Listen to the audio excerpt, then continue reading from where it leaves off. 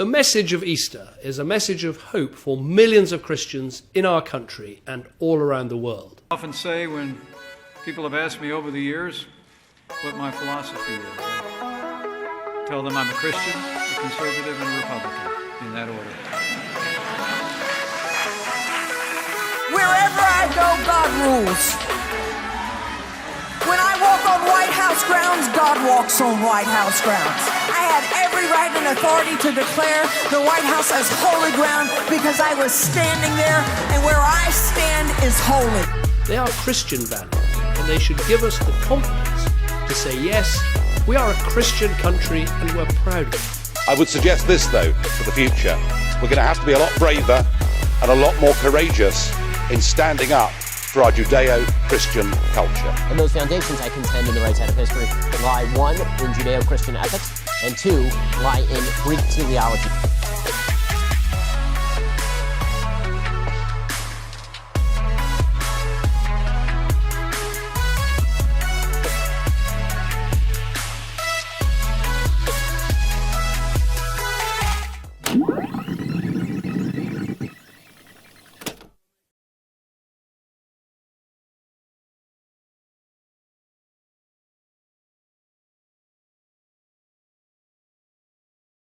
From the anarchist communes of the early church to the Buddhist notion of dharmic socialism, most of the major religions of the world include explicitly socialist or communistic principles.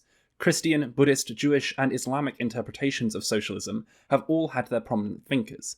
Yet, here in the West, religiosity is widely associated with right-wing economics and conservative, reactionary social views, presented in contrast to and in opposition against the atheistic or agnostic left.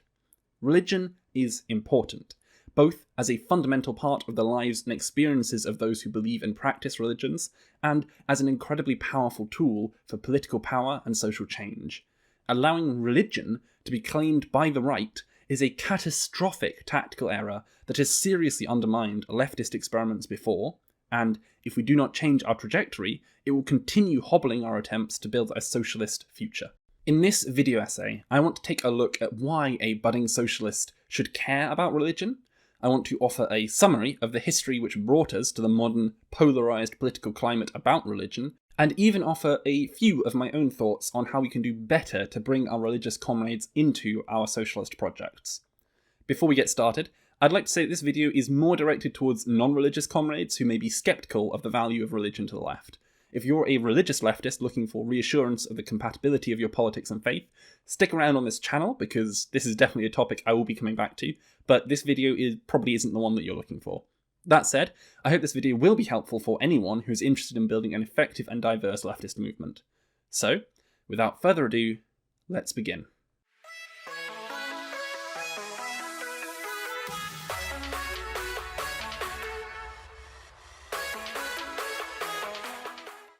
For those growing up in secularised Western Europe, it's easy to feel like religion is primarily the purview of older folks, retired people in quiet village churches with a congregation composed of 3 people and a dog. To some degree, this sentiment is supported by the local data. According to a 2015 census data released by the Office for National Statistics, about 60% of UK citizens aged 20 to 24 who gave an answer on the religious question answered with some kind of religion, against 40% who specified no religion, while the figure for those aged 85 and older was over 90% identifying as religious. However, 60% is still a sizable majority, and the 20 to 24 age bracket is the one with the lowest rate of religiosity of any age group across the census. When we look beyond the UK, the picture gets even clearer. Globally, around 84% of the population is religious affiliated, with the median age for both Muslims and Hindus being less than the global median. That is, primarily younger people are adopting these faiths. While religious affiliation may be falling in the US and Western Europe, it's on the rise globally. All this together points to the first major reason why the left should be concerned with a reputation for being anti-religious. The global proletariat is predominantly religious. Socialism is inherently a mass movement. It requires that the workers come together as a collective to overthrow the tyranny of capital. Workers of the world unite, not some workers in some countries that are sufficiently secular unite. You cannot have a mass movement if some 84% of the population you are trying to motivate believe you are fundamentally opposed to a core part of their identity? While many religious people see through the anti-religious reputation of the left to the true, just message of socialism and so adopt socialistic politics regardless of this reputation, many religious people, particularly those with less of a background in political theory, will be driven away from socialism precisely because they are led to believe it is inherently anti-religious.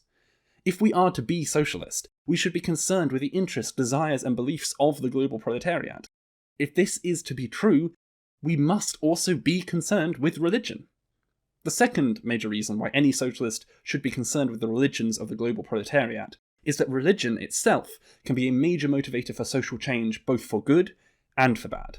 On the one side, religious people and religious justifications have played a major role in many progressive and socialist movements. It was one Reverend Eugene Boyle who provided the room for the first of the Black Panther Party's breakfast programs. Fidel Castro is quoted as declaring, "He who betrays the poor betrays Christ," following the success of the Cuban Revolution. Muslim minorities promised protection for their mosques and right to worship from the Christian oppression of the Tsarist era, were major allies to the Bolshevik Revolution.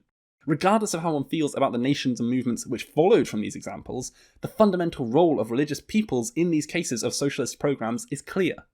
On the other side, where religion is not allied with socialist causes, it becomes a powerful tool for reactionary movements. For generations, conservative forces used Christianity as a tool to defend the inhuman practice of chattel slavery and the transatlantic slave trade associated with that. Today, Christianity is used to justify rolling back feminist legislation regarding gender identity and bodily autonomy in the US, while radically conservative interpretations of Islam are used to uphold depriving LGBTQ+ individuals of basic human rights in many OIC nations. Historically, the desire to practice our own religion, after decades of brutal oppression by the militant atheism of Stalin and his successors, played a major role in the nationalist movements that eventually led to the dissolution of the Soviet socialist experiment. The point here is not to come down on either side of the debate as to whether the USSR or revolutionary Cuba are good examples of a free and democratic socialist nation. The point is that religion is a powerful tool for engaging people in the political. And if socialists do not engage with religion, you can guarantee that reactionary forces will. So here is the tension. On one side, the socialist has good reason to engage with religious people. They make up the majority of the global proletariat, and religion has played a major role in both progressive and regressive social movements of the past. Even if you don't see religion as a useful tool for furthering socialist goals, it has to at least be admitted that it is good to deprive reactionary movements of that tool. On the other side, we have the reputation of the left as anti-religious, opposed to the religiosity of the conservative right. So the question becomes, how did we get here? And where do we go from here?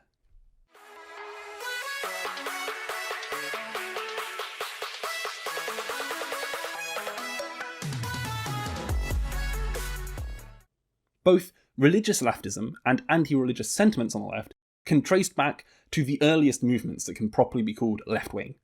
The term left-wing, as I'm sure many of you know, originates from the National Assembly of France before the French Revolution, where monarchists sat on the right of the king and supporters of the revolution sat on the left. There were several political movements before this point that could be conceived as belonging to the leftist tradition. For example, the Diggers or True Levellers of England, a revolutionary religious movement opposed to land enclosure on the basis that the land was made by God for all and so belongs to all.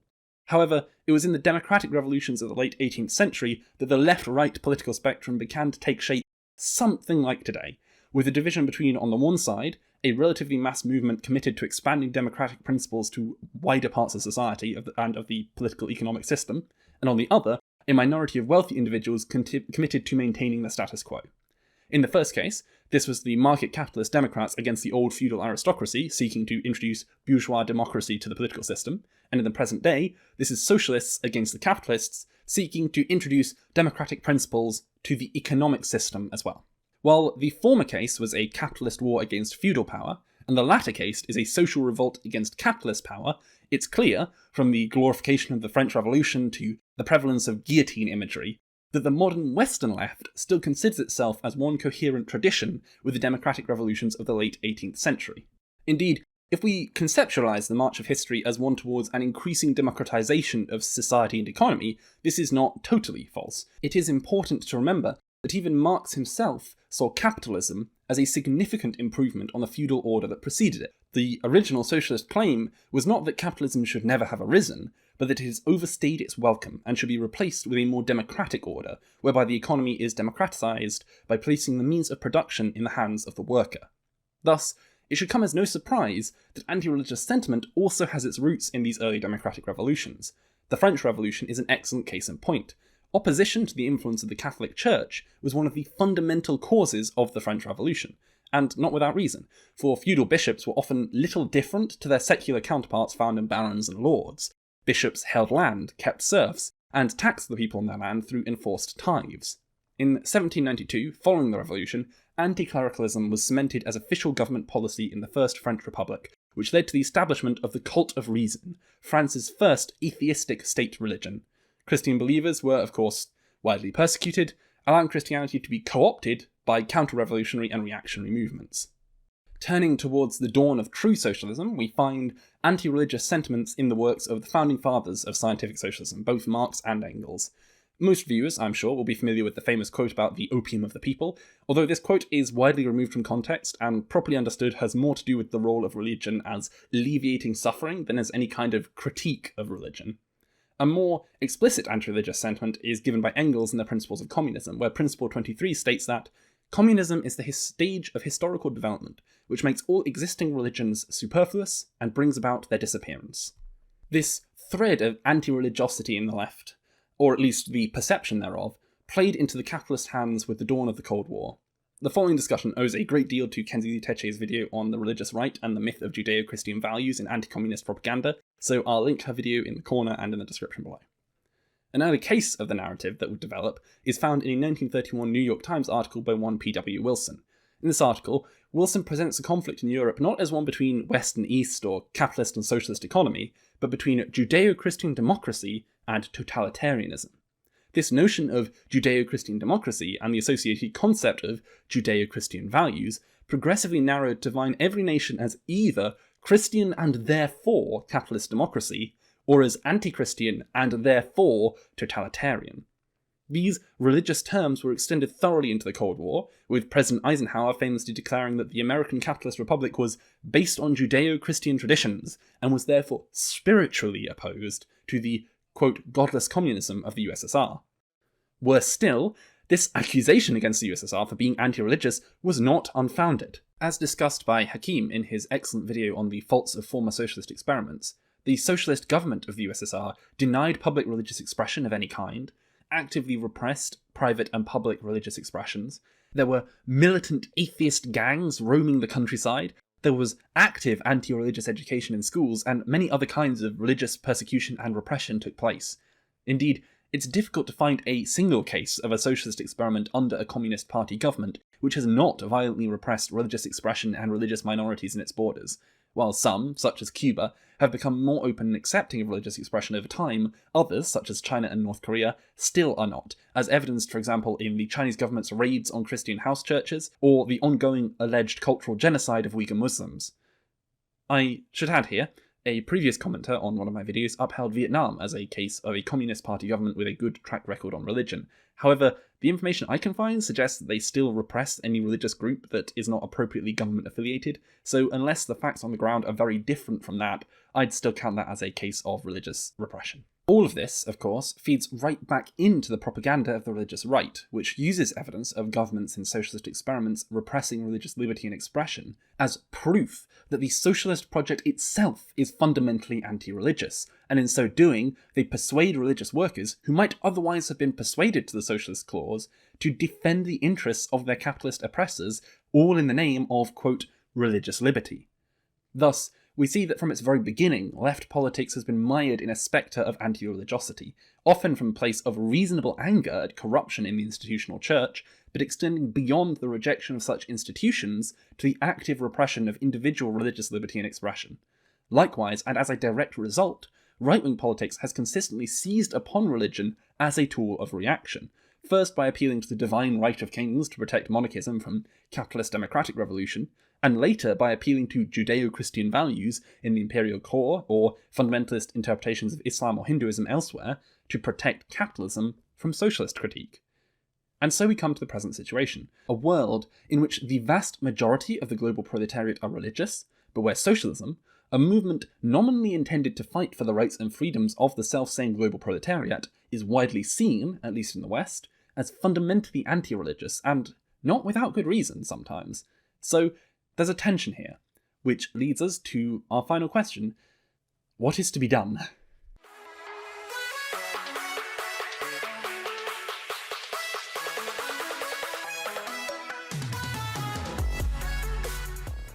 As in all socialist matters, what is to be done will depend very much on the material circumstances in which we find ourselves.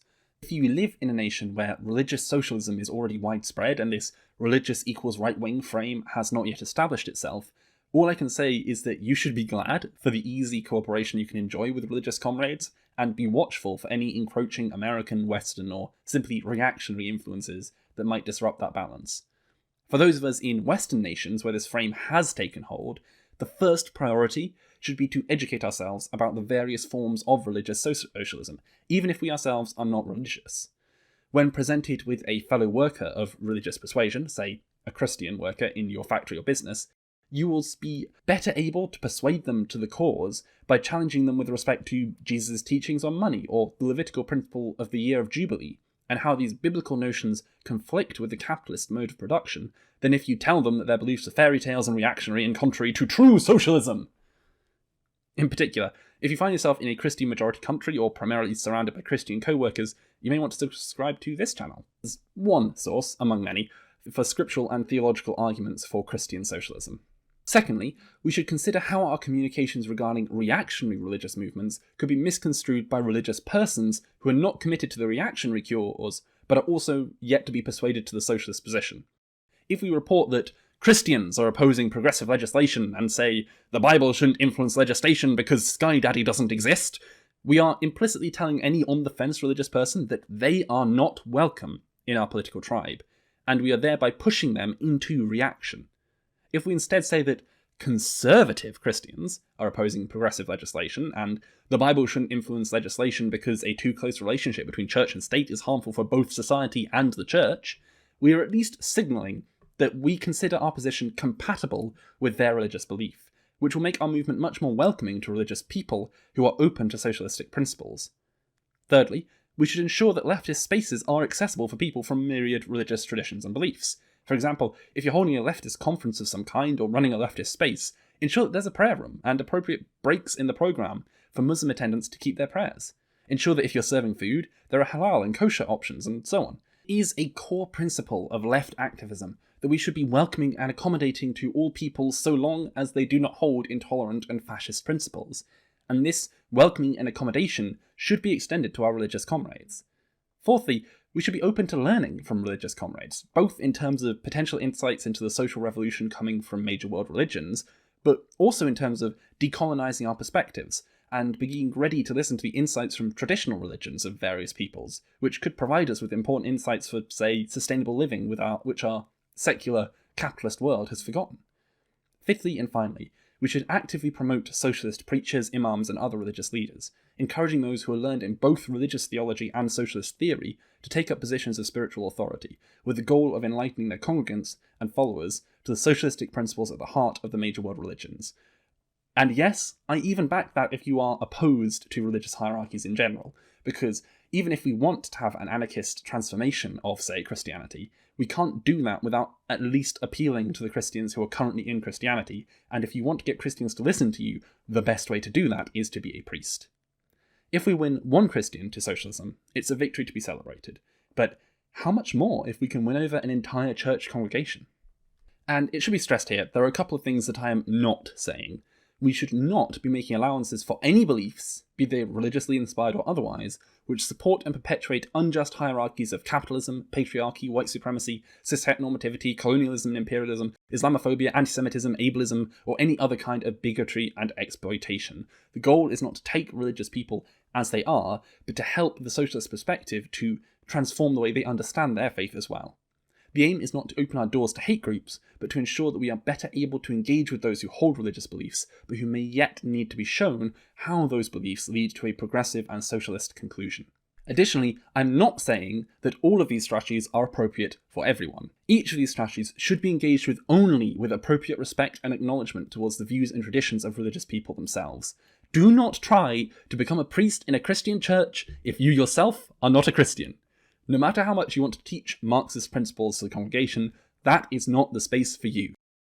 If you have Christian socialist friends, sure, encourage them to take up such a post, but do not try to take a place of religious authority if you do not belong to that tradition.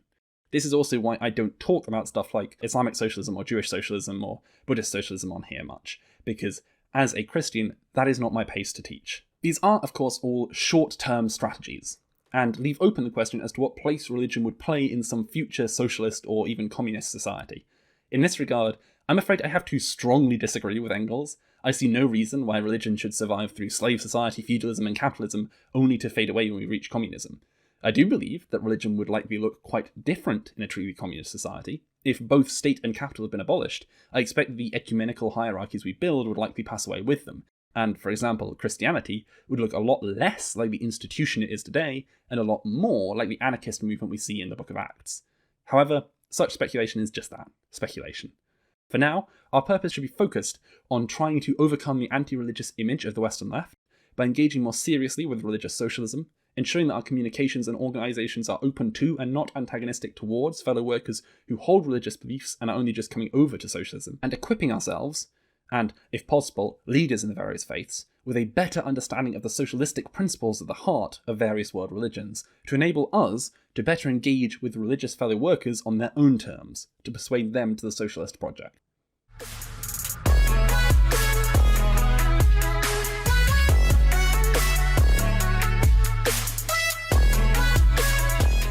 That is enough for today, I think. Thank you very much for sticking through to the end. I hope this discussion has been helpful, and if you belong to one of the anti-religious parts of the Western left, I hope my argument has persuaded you of the value of being more sympathetic towards the global religious proletariat. Please like, share, and subscribe and all that stuff if you found this video helpful. Shares in particular are very helpful for growing the audience of this channel, because I'm still trying to reach a lot of those people who would actually be really helped by the content that I put out here. Thank you to everyone who's already been showing support for what I do here, and I look forward to many more discussions to come. Till next time, grace and peace.